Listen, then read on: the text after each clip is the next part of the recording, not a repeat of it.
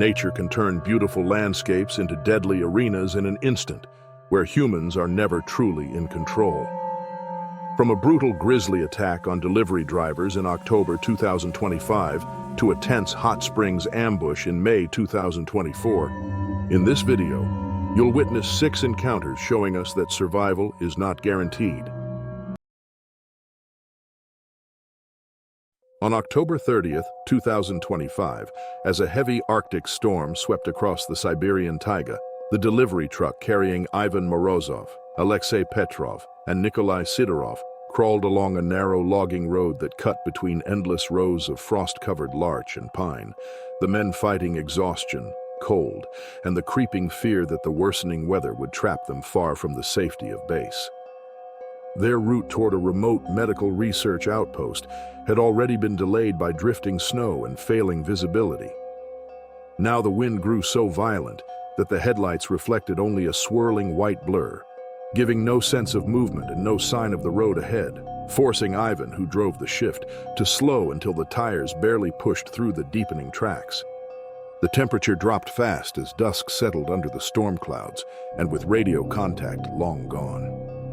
The engine beginning to sputter from the strain of the cold, the men chose to stop the truck on a straight stretch of the logging road, where the banks of snow on both sides pressed high against the metal panels, hoping they could restart it after letting it cool.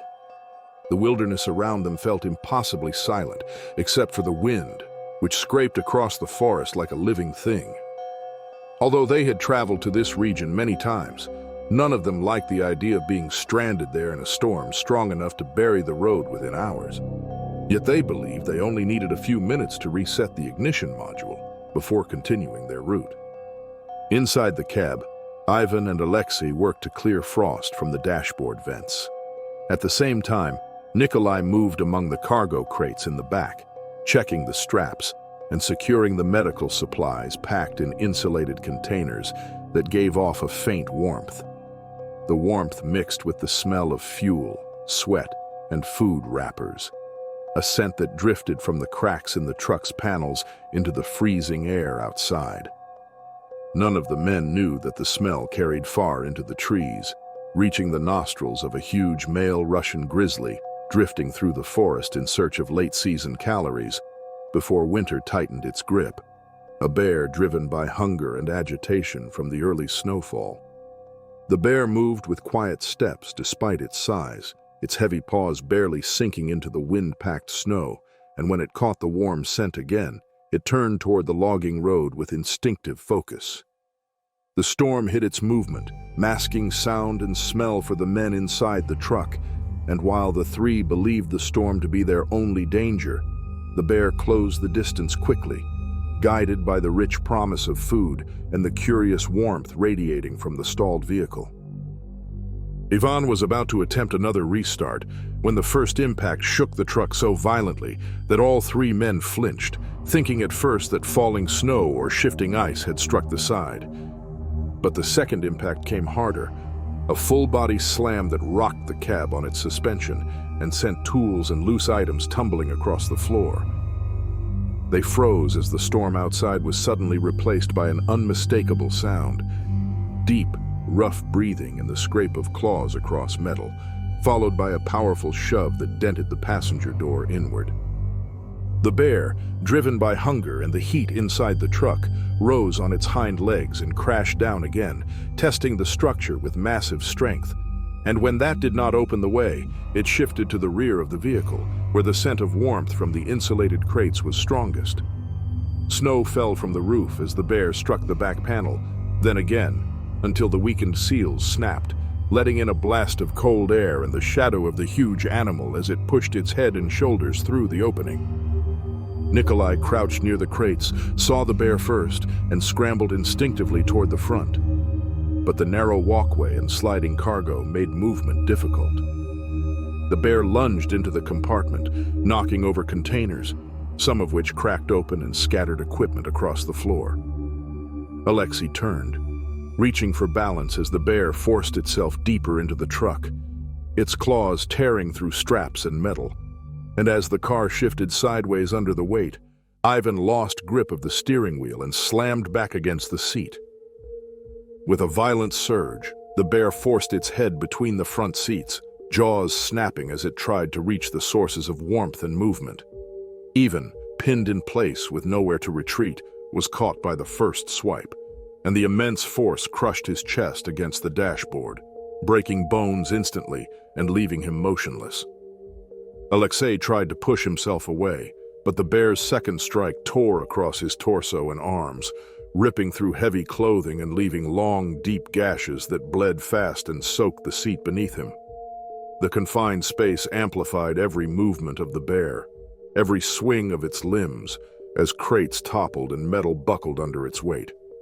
Nikolai, trapped behind the seats, dropped to the floor and crawled beneath a low shelf, curling himself into the tightest space he could find as the bear raged above him, smashing through the cargo area, overturning containers, and ripping apart anything touched by its claws. The storm outside muted the sounds of destruction, and inside the overturned crates and tangled supplies, the darkness pulsed with each movement of the animal as it searched for more heat and scent. For long minutes, the bear stayed, tearing at fabric, metal, and bodies alike, until at last the warmth began to fade and the curiosity waned, the animal returning to the broken rear opening and pushing itself back into the storm. Snow quickly coated its tracks as it vanished into the trees. Nikolai stayed hidden for hours, listening to the wind press against the ruined truck and to the faint creaks of settling metal. Too afraid to move and too cold to stay still, his fingers numb and his breath shallow. When he finally crawled out, frostbite already creeping across his hands and face, he saw the still forms of his companions and the wreckage left by the bear. With no other choice, he pushed open the twisted door. He forced himself into the storm, following the barely visible road until he found help, becoming the only man left to tell what had happened in the Siberian wilderness that night. On April 5th, 2015, as unusually warm temperatures melted the deep winter snowpack across the Bethel region of western Alaska and filled every river, slough, and low stretch of tundra with churning brown water, a group of residents moved steadily toward an evacuation ridge that stood just high enough to remain above the rising floodline, the people driven by the steady advance of water that swallowed their cabins, fishing sheds, and snow machine trails with relentless force. The storm above them rolled across the tundra with sheets of cold rain and low thunder that echoed over the flats and masked distant sounds, creating a strange mix of silence and chaos as the group trudged through soaked grass, mud, and patches of knee-deep water, following hand-painted markers toward the designated extraction point where a helicopter was supposed to arrive before nightfall. Among them walked volunteer John Kallick, a strong, dependable man who had been helping gather families from the lower marshes.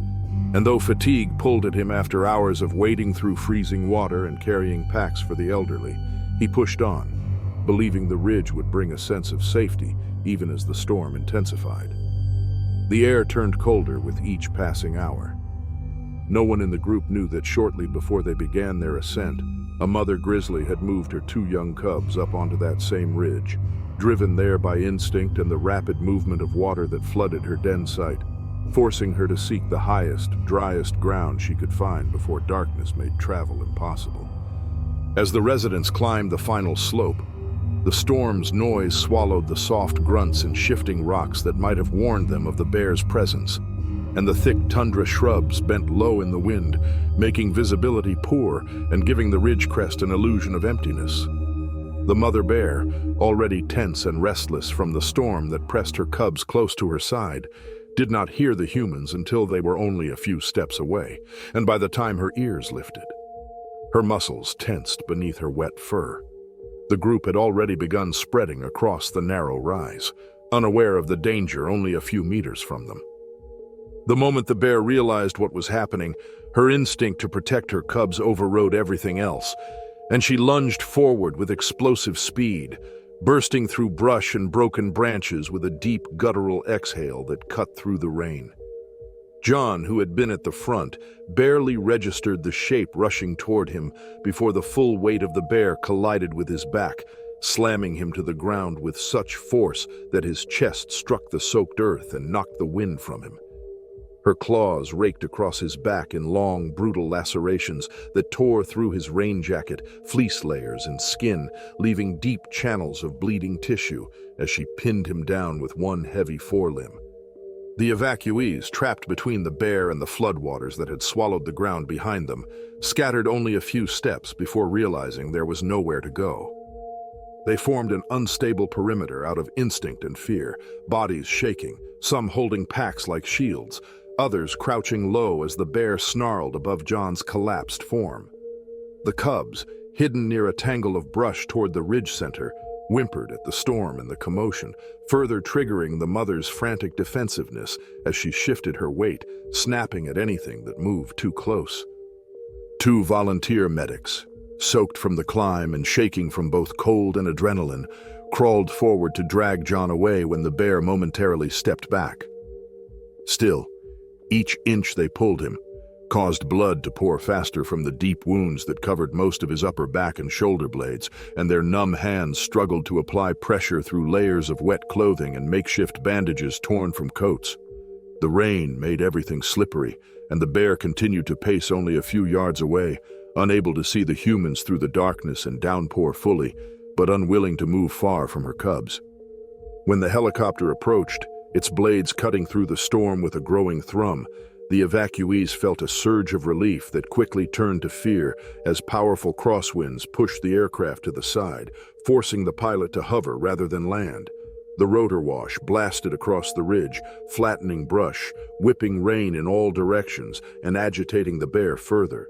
She reared up, swinging her head and snapping at the air as she tried to understand the noise and wind, circling the injured man and the group with short, rigid movements that signaled her readiness to charge again if anything threatened her cubs. The pilot attempted a second approach, but the unstable air forced him higher. As the helicopter drifted away to search for a safer angle, the evacuees realized they would need to move before the bear's agitation turned into another attack. Night settled over the tundra with a damp, heavy darkness that blurred the outlines of people, rocks, and shrubs, and the only light came in faint glints off the floodwaters below. At the same time, the storm continued to push wind and rain across the ridge with a relentless weight that made every breath feel cold and sharp.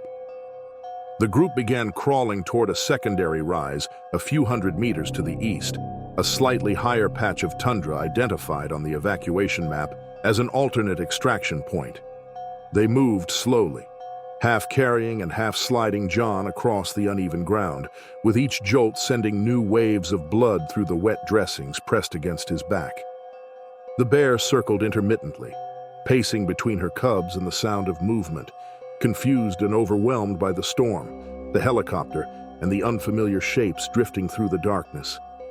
Every wrong movement or sudden sound from the evacuees carried the risk of triggering another charge, so they moved with agonizing care, keeping low to the ground, barely breathing, their hands numb from holding onto John's clothing as they dragged him inch by inch toward higher ground. When they finally reached the secondary rise, exhausted and shaking from cold and fear, the storm broke just enough for the helicopter to return, and the aircraft hovered lower this time, the winds calmer, the extraction possible at last. Only then did the mother bear gather her cubs and retreat toward the far edge of the ridge, still watchful and tense, unaware of the chaos she had caused, simply by trying to protect her young in a landscape reshaped by water and storm. On July 11th, 2024, as cool morning mist drifted across the low valleys of the Kodiak archipelago, and the sharp cries of nesting eagles echoed against moss-covered cliffs, wildlife photographer Emma Larson stepped carefully into a shallow river that wound through a broad gravel channel, the water clear enough to show every stone on the bottom, yet powerful enough to push gently against her knees with its steady, rolling current. She had worked in Alaskan wilderness regions for years, moving through them with quiet respect and a careful understanding of seasonal animal behavior. Yet, on that summer morning, she felt an unusual confidence brought on by calm weather, steady light, and the promise of capturing rare eagle images as the adults circled above their nesting ledges. Her gear weighed heavily across her shoulders, her waterproof pockets stuffed with snacks, batteries, and protective coverings, all of which gave off faint scents that drifted downstream without her noticing. Upstream, hidden behind a curve of alder branches and overhanging roots, a huge Kodiak bear foraged along the riverbank, its paws sinking into soft mud as it turned stones in search of leftover salmon and crustaceans, moving with casual strength that made little sound over the rush of water.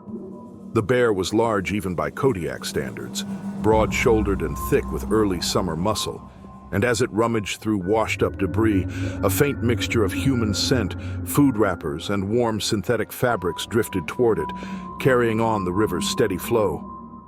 The smell made the bear lift its head, ears tilting forward, curiosity rising above the simple rhythm of foraging. After a long breath, it stepped into the water, letting the current roll around its massive legs as it followed the scent downstream. Emma moved cautiously across the shallows, placing her boots on stable rocks while balancing her tripod above the surface, keeping her movements quiet to avoid disturbing wildlife. She focused on the far bank where the eagles nested, unaware that upstream, the bear's pace had increased, and its posture shifted into a low, direct advance, shaped by instinct and hunger, the river acting as a guide. The bend in the river hid them from each other until Emma reached the center of the current, where the bottom shifted from firm stones to slick moss-covered rocks arranged like fragile stepping stones that tipped under her weight. She adjusted her footing, looked down briefly to steady herself, and in that short moment, the bear rounded the upstream corner and locked its eyes on her. The animal reacted instantly, lowering its head and charging through the water with surprising speed for its size, sending sprays of cold river water into the air as it cut directly toward her with powerful strides. Emma heard the surge a moment before she saw the bear, and when she turned, the shock of its size and nearness froze her in place long enough that her feet slipped on the slick rock beneath her. Her left boot slid sideways, and she pitched backward, landing hard on the stones with a jolt that dislocated her shoulder in a sudden wrenching snap, the pain radiating down her arm with blinding force. She tried to scramble to her feet, but her legs slipped again, and before she could regain control, the bear reached her with a sweeping strike that tore deep gashes across her thighs and lower legs, the claws slicing through her waterproof pants as if they were paper. The shock of cold water and sharp pain pushed her into frantic motion, and she grabbed the only object within reach, her stainless steel tripod, clutching it with her good hand and raising it instinctively as the bear reared up for another strike. The improvised weapon gave her a thin margin of defense, enough to deflect the next swipe just sufficiently that the claws scraped against the metal instead of her ribs. However, the impact still spun her sideways and plunged her deeper into the icy current that surged past her hips. She dug her boots into the rocks and forced herself upright long enough to stumble toward a cluster of boulders rising slightly above the waterline, the cold numbing her injured shoulder and slowing her movements. At the same time, the bear pressed forward, splashing and grunting as it followed her path. Emma reached a slippery boulder near midstream and threw herself onto it, dragging her bleeding legs across the wet stone as the bear closed in again. Its momentum slowed only slightly by the deeper water surrounding that part of the channel. The river shifted around them in constantly changing currents, cold enough to drain warmth from her body with frightening speed, and as Emma clung to the boulder, her muscles trembled from pain, cold, and exertion. The bear struck at the rock with its forelimbs, water surging around its chest as it tried to reach her, forcing her to raise the tripod again and again with her one functioning arm each time it lunged, the metal bending slightly from repeated blows. At the same time, she pressed her torso against the boulder's rough surface to keep from being knocked into the river. Hours passed in slow, agonizing isolation as the tide slowly changed and the current deepened around her perch, turning the river into a swirling corridor of freezing water that made moving to either bank nearly impossible.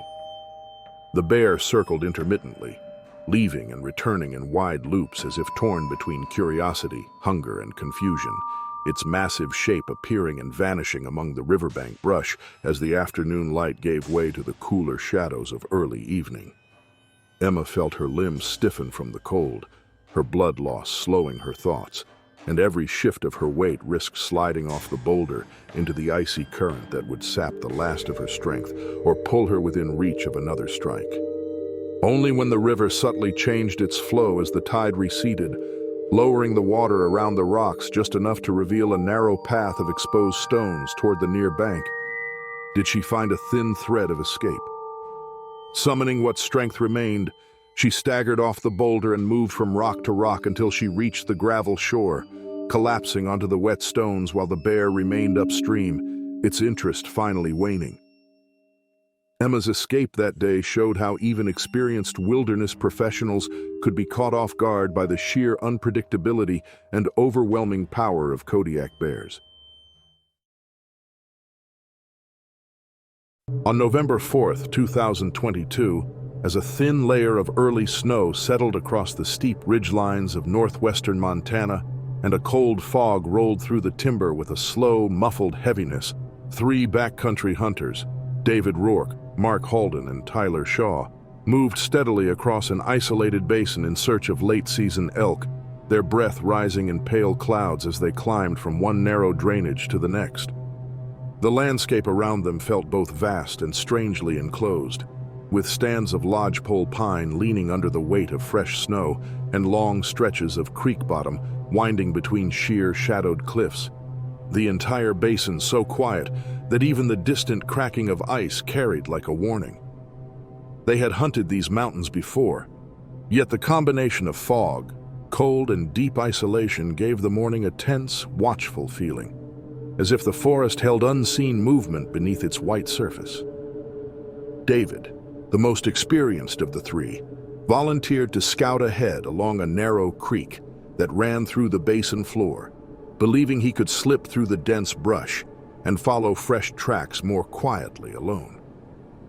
He carried only essential gear: rifle, pack, GPS, and a small radio that often failed under thick canopy, and moved quickly along the creek's edge, stepping over icy stones and ducking beneath overhanging branches heavy with frost.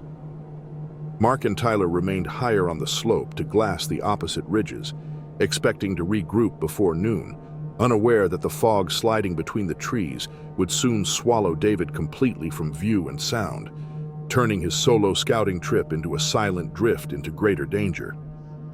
Hours passed with no sign of movement from the creek bottom, and the fog thickened into a pale wall that erased the lower terrain, leaving Mark and Tyler increasingly uneasy as they waited on the ridge, scanning for even the faintest glint of David's orange pack or the flicker of motion among the trees. The cold deepened, numbing their hands despite gloves, and the forest grew still in a way that felt unnatural for mid-morning, as if even the animals sensed something wrong. When the 2 men attempted to reach David by radio, the static response only sharpened their worry, so they packed their gear, descended toward the creek, and followed the shallow prints he had left earlier that morning, hoping to find him working quietly somewhere downstream. As they neared the creek bottom, the first sign of trouble appeared in the form of fresh snow churned into uneven shapes, where boot prints should have been, mixed with long gouges that dragged across the frozen ground and disappeared into a patch of flattened brush. Mark knelt to examine the scene, noticing a scattering of elk calls, gloves, and spilled gear, half buried in the snow, the arrangement chaotic enough to suggest a sudden struggle. Tyler moved several steps farther along the creek and found deep, heavy tracks that did not belong to any of them. Tracks broad and round, with claw marks punched into the crust, unmistakably belonging to a grizzly bear large enough to move through the cold season with powerful confidence. A faint trail of blood curved away from the overturned gear, leading into a wall of dense brush where visibility dropped to almost nothing under the fog. The 2 men followed the trail only a short distance before stopping, realizing they lacked both the safety and the daylight to continue deeper into terrain where a large predator might still be nearby, hidden only feet away by thick alder and low-hanging pine. They retreated to a safer vantage point along the creek, attempting again to call for David while the fog pressed around them like a closing hand, the forest absorbing their voices into its cold silence. They spent the remaining daylight marking the location. Then they hiked out toward higher ground to reach emergency services, the journey long, steep, and haunted by the knowledge that whatever had occurred in that brush had happened too quickly for David to even signal for help. A search party assembled the next morning under overcast skies that threatened more snow, and teams moved carefully along both sides of the creek, scanning the ground for signs of movement, disturbed branches, or drag marks that could indicate where David had been taken. The cold made the work slow and exhausting, and every sound carried strangely through the fog, making it difficult to distinguish wind-shaken branches from something moving through the shadows. Several hundred yards downstream from the initial site of the struggle, searchers found David's body in a cluster of tangled undergrowth beside a fallen spruce, the snow around him pressed flat by heavy movement and the earth beneath scattered with broken branches. His injuries were severe and consistent, with a large, powerful predator. Deep claw marks across his torso and arms, crushed ribs, and tearing wounds around his shoulders and upper back, leaving little doubt about what he had encountered alone in the fog. The scene bore the unmistakable signs of a grizzly bear's violent contact, wide tracks circling the area, tufts of coarse brown fur caught on broken branches, and the chaotic pattern of snow displacement left after a rapid, forceful attack. Authorities later confirmed that a large grizzly had been tracked through that drainage in recent weeks, likely moving between late-season feeding areas, following creeks and low basins where elk sometimes congregated during early snowfall. The combination of fog, limited visibility, and the natural sound-dampening effect of fresh snow likely prevented David from detecting the bear's presence until the final irreversible seconds, when sudden proximity would have triggered the bear's instinctive, overwhelming aggression. No one witnessed the attack, leaving its exact sequence known only through the signs left on the ground. Still, the brutality and speed implied by the scene spoke to how little time David had to react, even with his experience and awareness of predator behavior. For Mark and Tyler, the ridge and creek they had crossed the day before would be forever marked by the knowledge that their companion had been taken only a short distance from where they had stood, hidden by fog and forest despite being so close. On March 4, 2025, the northern coast of Svalbard lay under a sky that shifted between pale light and heavy snow clouds. Polar researcher Erik Lund and his colleague Sophia Jensen moved across the icy plain, both pushing through the sharp wind as they approached a partially collapsed ice cave carved into the side of a glacier that rose like a frozen wall over the barren landscape. They hoped the cave would give them a sheltered place to study newly exposed ice layers before the approaching storm made travel impossible.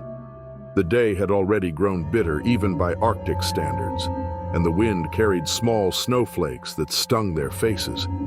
Hence, the cave felt like a temporary refuge where they could gather samples in relative calm, and Erik believed they had enough time to work before the weather closed in. Inside, the ice cave stretched in long, uneven shapes formed by years of melt and refreeze, with blue shadows moving across the walls as light shifted outside. Erik felt a sense of awe every time he entered such places, for they revealed the ancient story of the glacier through layers of ice pressed together over centuries, while Sophia moved with slow care along the inner edge of the cave, studying fractures that had widened during the warm season. They kept their gear close to the entrance because the cave was unstable, and they wanted to leave quickly if the storm arrived sooner than expected. And Erik placed their food, packs, and tools on a flat patch of ice that seemed firm enough. As they worked, the sound of the wind outside rose and fell in long waves, and snow began to swirl across the entrance in thicker gusts, so they both sensed the storm taking shape across the plain. But they believed they were still safe inside the cave for a few hours. Erik bent down to inspect a thin vertical layer of ice that looked like it had formed during a sudden freeze the previous winter. He became absorbed in his notes, unaware that a massive polar bear had traveled along the coastline that morning and followed the faint scent of their food, which drifted toward the cave. The bear moved quietly for an animal of its size, stepping over drifts and packed snow with slow but powerful strides, and it reached the cave entrance with its nose lifted toward the scent. The wind masked the soft crunch of the bear's steps, and the swirling snow at the entrance hid its approach, so neither Eric nor Sophia noticed anything until the bear's shadow stretched across the floor like a spreading stain of darkness. When Eric finally looked up, he saw the enormous white shape pushing into the cave, its head low and its breath thick in the cold air, and he felt a burst of fear that sent him scrambling backward as the bear advanced. He tried to block its path with his arms raised, hoping to appear larger. Still, the bear reacted with instinctive force, striking him across the forearm and shoulder with a single powerful swipe that sent him crashing onto the ice. And he felt hot pain shoot through his arm as blood spread across his sleeve from deep claw marks. Sophia saw him fall and threw herself behind a jagged column of ice that had formed over decades of dripping meltwater. She gripped the metal probe she used to measure depth and stability, holding it tight as the bear swung its head toward her. The cave trapped the scent of food, sweat, and blood, and the bear's agitation grew as it paced in a slow circle that sent echoes bouncing through the icy chamber, and each heavy step sent vibrations through the unstable floor. Eric struggled to push himself upright with one good arm, but pain and dizziness forced him to stay low, and he focused on steady breathing while trying not to draw the bear's attention again. The bear pawed through their supplies, scattering tools, tearing open packs, and pushing gear across the ice, while Sophia crouched low and stayed hidden behind the cold, jagged wall that shielded her from its direct view. Whenever the bear turned toward her, she jabbed the metal probe against the ice near its paws, not to strike it, but to create sharp sounds that made it hesitate. And this small deterrence bought her precious moments as the bear moved between curiosity, agitation, and hunger. The storm outside intensified, and snow drifted into the entrance, slowly building a mound that narrowed the opening, and the cave grew colder with every passing minute. Hours dragged on in a slow nightmare as the researchers remained pinned in place, unsure whether the bear would charge again or eventually wander off. Eric felt the numbness of cold creeping into his injured arm as blood loss and freezing air worked together against him. He feared that their trapped position might eventually provoke another attack if the bear became frustrated. Sophia listened to the animal's breathing echo across the cave, and every time it exhaled, she felt a wave of dread, knowing how close it was and how little protection the ice wall offered.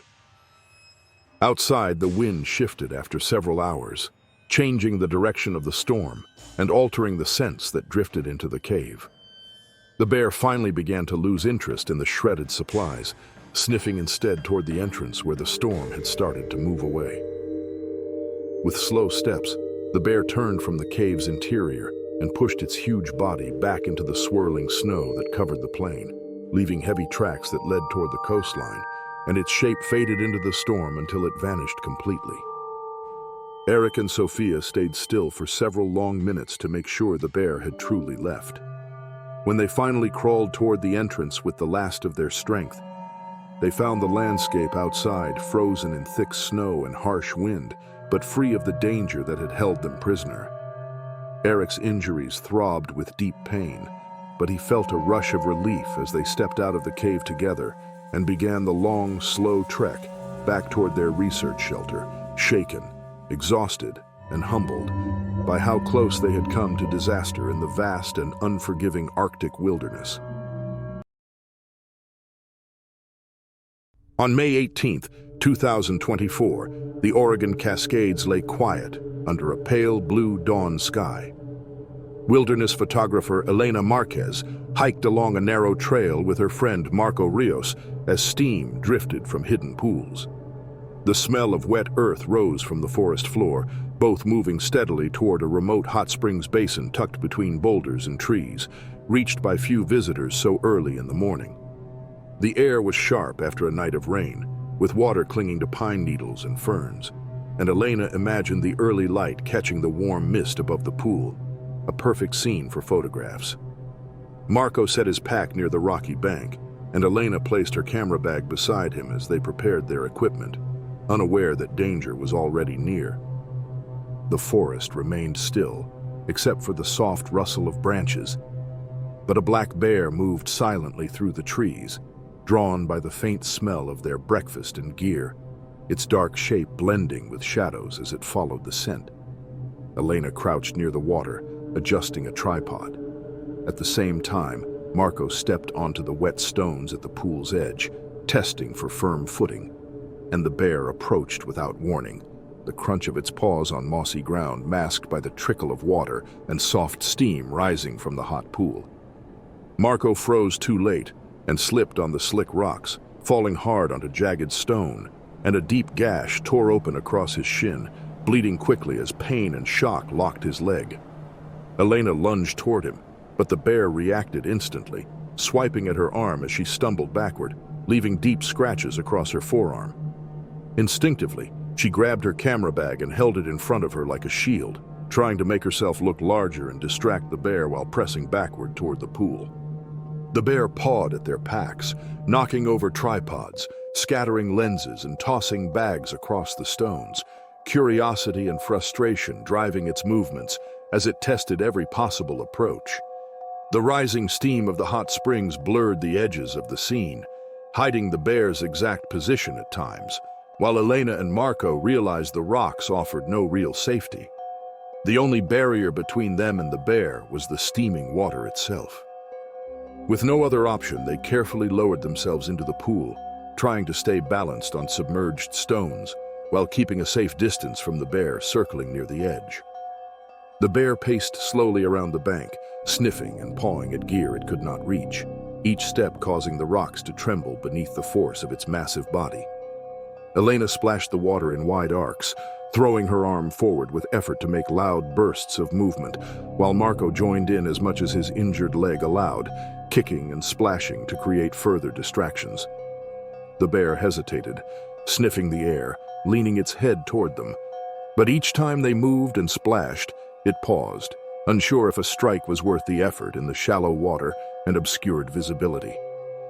Minutes stretched into what felt like hours as the bear circled, its frustration evident in every huff and snort, the sound echoing across the pool and surrounding boulders.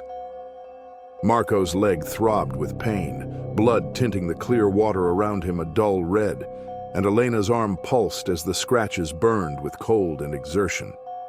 They remained low in the steaming water, relying on constant movement, splashes, and careful positioning to keep the bear from approaching closer, each moment a tense balance between survival and fear. Gradually, the bear's focus shifted away from the humans and toward the scattered packs and broken gear, sniffing briefly before stepping back toward the tree line.